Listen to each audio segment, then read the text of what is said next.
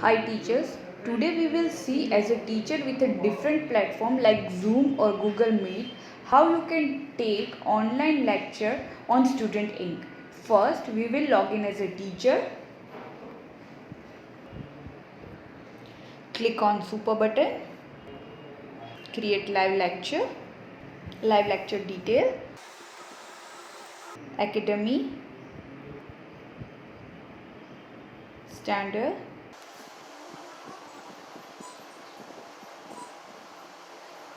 start date, start time,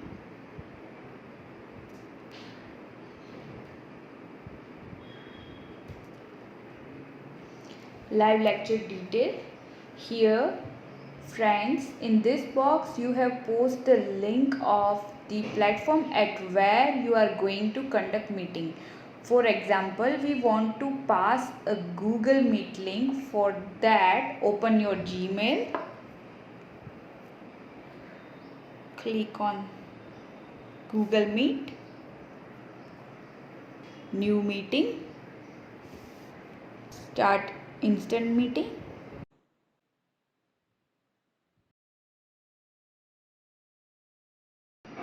Paste link here